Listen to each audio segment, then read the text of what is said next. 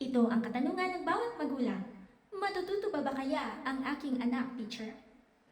Life skills lang ba talaga ang kaya niyang gawin sa buhay niya? Tara na, sundan niyo ako hanggang sa pagtapos ng video ito upang malaman mo kung ano at paano. Good day to all the parents, tutors, teachers, guardians. Welcome to our first episode on teaching students with special needs. Before we start, let me define the word language. According to Oxford Dictionary, language is the system people use to communicate thoughts, feelings, ideas through words, speech, and writings. Ang tanong, paano?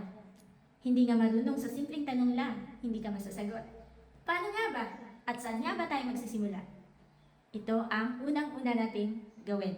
Number 1, naming pictures. Introduce the real pictures or videos, not cartoon characters. Bakit? Kadalasan, hindi nila na-figure out kung ano ba talaga ang totoong itsura. Let's say, pag sinabi mo, crocodile, cartoons yung present mo. Nakita siya ngayon ng crocodile sa labas. Hindi niya alam na yun na pala yun kasi iba ang color. Ang present mo pag cartoons, colorful, tama? Pero ang real picture ng crocodile is different from the cartoon pictures na nai-present mo. Kaya kailangan yung totoong picture talaga at totoong video. Number 2, present common pictures that are applicable to your own country or own dialect. Bakit? May sinasabing couch at may sinasabing sofa. Pag sinabi mo, okay, anak, ilagay mo itong bag ko sa sofa. Pero pagkaintindi naman ng isa, couch, hindi nagkakaintindihan. 1 point na yon. Pangalawa, dialect. If the primary language at home is English, English lang. If Taglish, Taglish lang. If Bisaya, Bisaya lang. If Ilocano, Ilocano lang talaga. Kailangan nagmamatch yung instruction at yung language. For example, sinabi mo, nak, pakilapag ng bag sa mesa. English speaking pa lang anak mo. Malay niyo ba kung ano yung lapag? Susunod ka ba niya? Naintindihan ba niya? Kaya kailangan yung instruction mo ay match doon sa language na ginagamit ng bata. Okay? And number 3, present a single picture only. Bakit? For example, umiinom ako ng water. Ang question doon, what is teacher doing? The answer is, teacher is drinking water, right? Pero ang isasagot niya, glass, or water, or teacher. Kaya kailangan, isa lang. Kung glass lang talaga. Number 4, categorize the picture. Does it belong to person, place, thing, animal, event, or idea? Bakit? Pag nilatag mo na yung different pictures na yan, tatanungin mo, can you show me the picture of an animal? At ang tinuro niya ay picture ng teacher. Nako, naging animal ka na wala sa oras. Tama? Kaya kailangan alam niya i-categorize ang bawat picture. Number 5, present the opposite pictures. Bakit? Example, kung sinabi ng mother mo, anak, bigyan mo ako ng 2 maliliit na unan. Kung hindi niya alam yung maliliit or big and small, paano niya yun magagawa? Tama? Number 6, describe the picture according to action. Bakit kailangan ito? I'll give you an example. Umiinom ng water. Tinanong mo ang bata, what is teacher doing? Anong isasagot niya kung hindi niya alam yung pag-inom? Okay?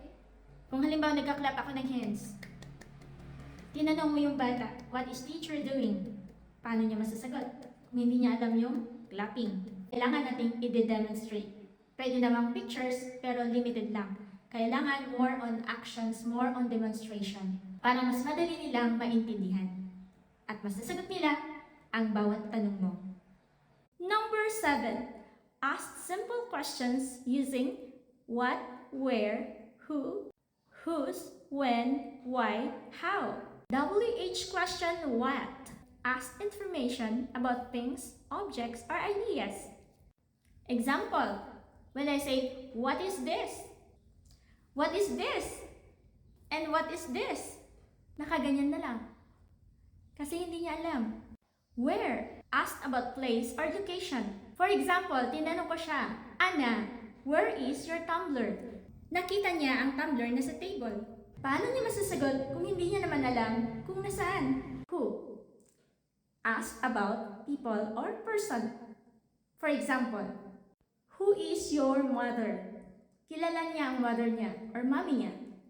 Pero hindi niya masasagot kasi hindi niya alam kung ano nga ba ang who. Whose? Asked about possession or ownership. For example, whose tumbler is this? Hindi niya alam kung ano yun. Alam niya tumbler. Pero whose, hindi niya alam. Hindi niya masasagot. Next is when. When is your birthday? Ang alam niya lang birthday.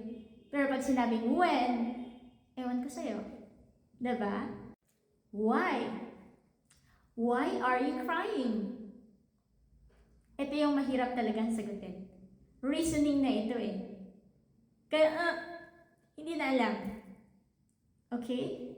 So nakikita nyo yung scenario pagdating sa language, napakahirap pag hindi mo alam kung paano mo gagamitin. At panghuli, how? Ask about manner, condition, or method. Mahirap din po ito. At ngayong alam na natin ang mga sumusunod na gagawin, paano natin sisimulan? Na matuto silang makipag-communicate ng maayos. No hand-leading, no pointing, and no more tantrums. Paano nga ba? Ang pinaka-importante ay number 1 to 6. Yung number 7, asking questions, kahit pahuli na yon. Madali lang yon kapag nakuha na nila ang number 1 to 6. Alright, to wrap up our first episode for today, kung meron kayong questions, pwede kayong mag-PM. At kung meron kayong gustong alamin pa, yan ay sa susunod nating video kung paano natin sisimulan. Since alam na natin yung mga series of lessons, ituturo ko sa inyo isa-isa. I hope na meron kayong natutunan sa araw pong ito. This is Teacher Ann from Ames Edutainment. Don't forget to subscribe, likes, comments, and shares for more updated videos. Thank you so much.